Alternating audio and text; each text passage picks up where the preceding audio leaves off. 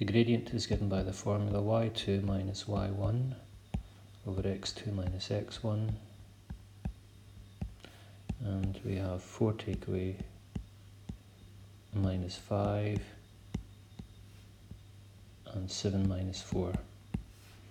That's 9 over 3, and the gradient is 3. To find the equation of the line, y minus b equals m bracket x minus a. I'm going to use the point 74. These are the values of a and b. Y minus 4 equals 3 bracket x minus 7. Expand and gather together like terms. I'll add 4 to both sides. That gives me y equals 3x minus 17. M equals tan theta is the formula that we'll use for this question. And the angle is 42 degrees. And tan 42 degrees equals 2.29114.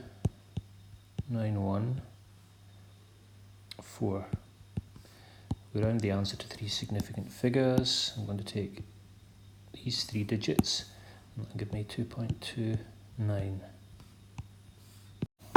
The gradient of the line given is 3/4. It's this number here. If we want a gradient which is parallel, then it will also be 3/4, because parallel lines have the same gradient. If we want a line that is a gradient that's perpendicular, what we do is we turn the gradient upside down and make it negative, because perpendicular gradients multiply together to give -1. What we want to do here is to draw the graph of minus f of x. Now this minus here means that we reflect the graph given in the x-axis, which is to say the point 46 becomes 4 minus 6,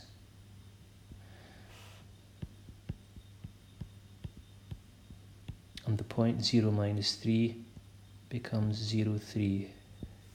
So what I have then is and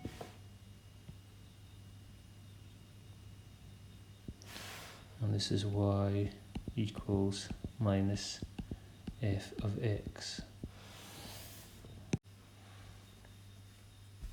So for part B, what I want to do is to shift the graph 1 space to the left. That's what this +1 in bracket means. So 1 space left, the point 01 becomes 0, 0, 4, 6 becomes 3, 6, and 8, 0 becomes 7, 0, and 0 minus 3 becomes -1 minus 3.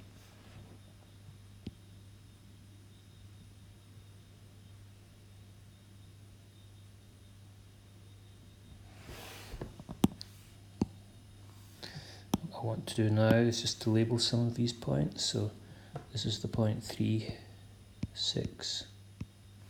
This is the point 7, 0, and we could maybe mark that in as -1 minus 3.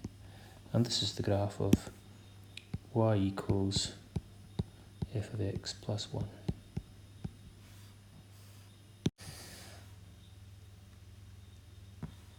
So we've got a point 29.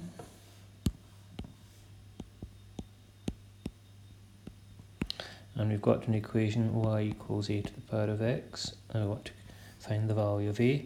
What I'm going to do is to sub in the values. So we have 9 equals a to the power of 2. And what is it we square to get 9? We square 3. So the equation of the function then is y equals 3 to the power of x.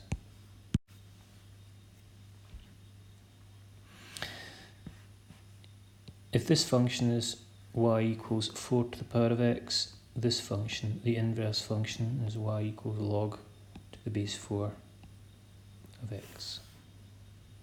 I suppose we could say in general, if we have an exponential function y equals a to the power of x, then the inverse function will be y equals log to the base a of x.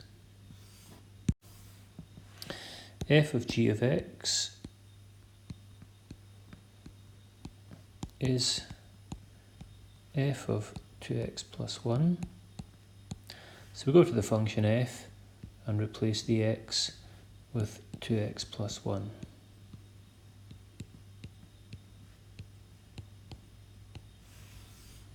First thing I'm going to do is to sketch the graph of y equals 6 sine x.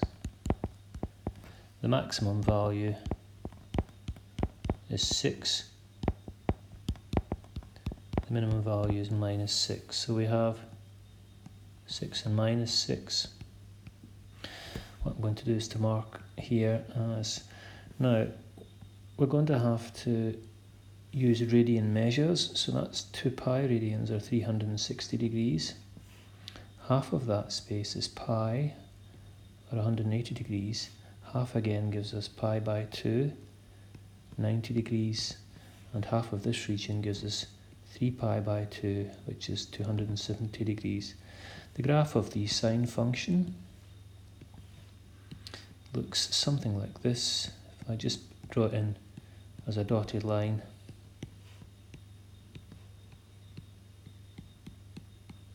so that's y equals 6 sine x. Now, what I want to do here is to move each of those points right by pi by 6 radians. Now pi by 6 radians is 30 degrees. So what's going to happen then? So this point here is going to move to here, here. This point here will move here. Each of these main points moves approximately 1/3 of a space to the right. We have the same shape.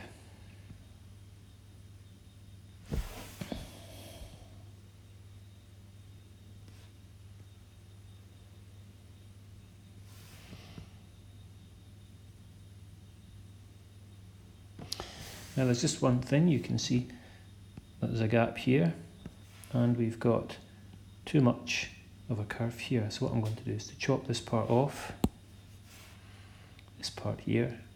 I'm going to chop this part off and move it into this position here.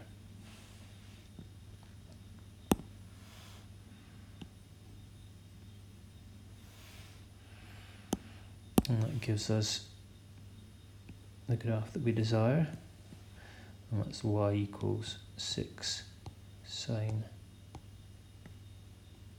x minus pi by 6.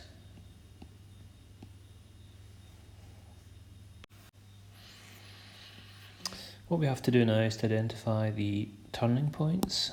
So this point here and this point here.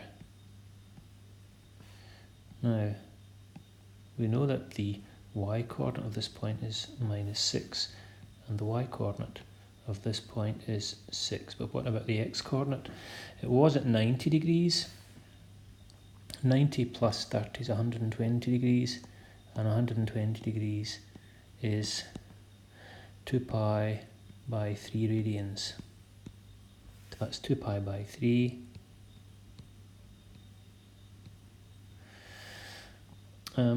This point here is 270 degrees. 270 plus 30 is 300 degrees, and 300 degrees is 5 lots of 60, or 5 pi by 3.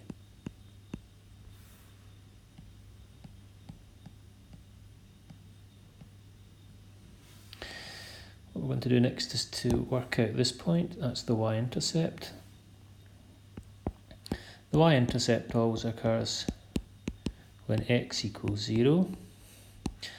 So I'm going to substitute x equals 0 into this equation. Y equals 6 sine 0 minus pi by 6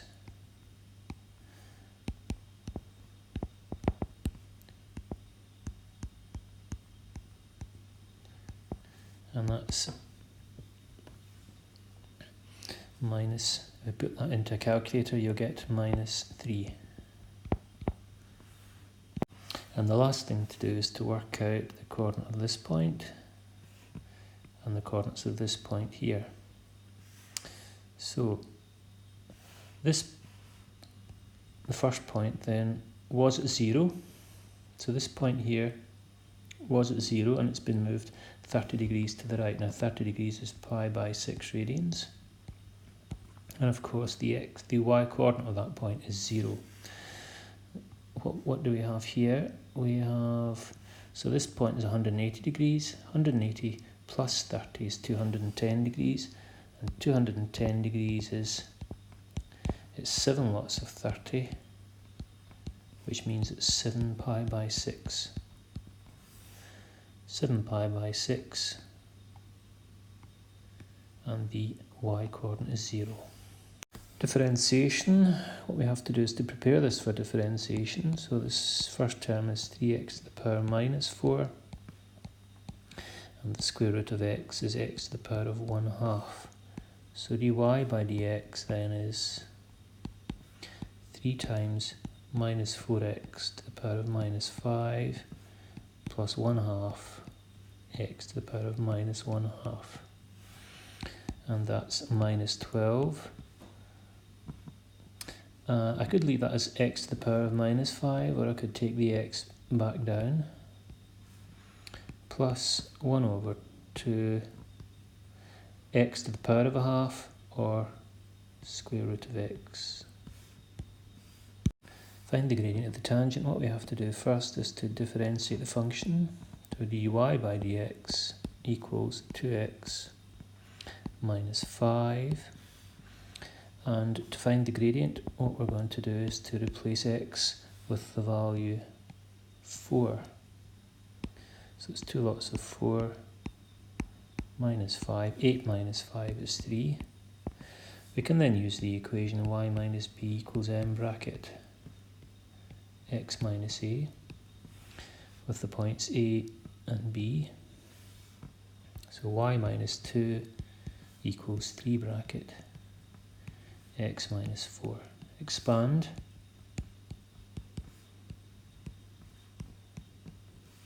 Add 2 to both sides.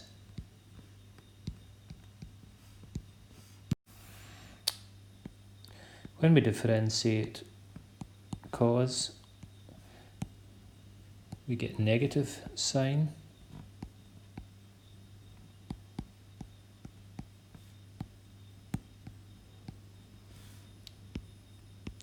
When we differentiate sine,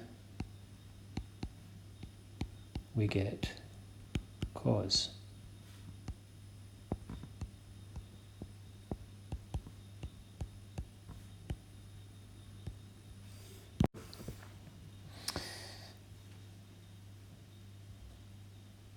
So 25% is eaten. Now that means that 75% remains. And 75% is a decimal of 0.75. So un plus 1 equals 0.75 un plus 500. Part B. Find the limit of the sequence generated by this recurrence relation. Well, we know that a limit exists.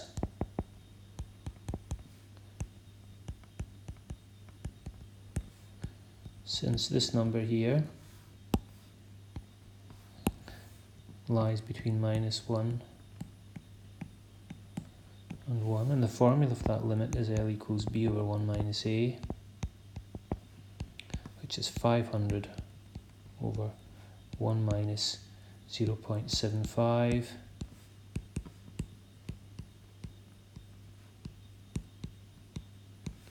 And that's 2000.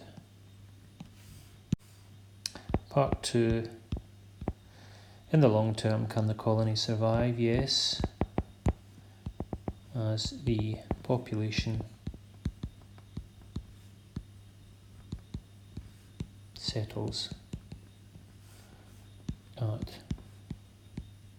2000, which is less than 2100.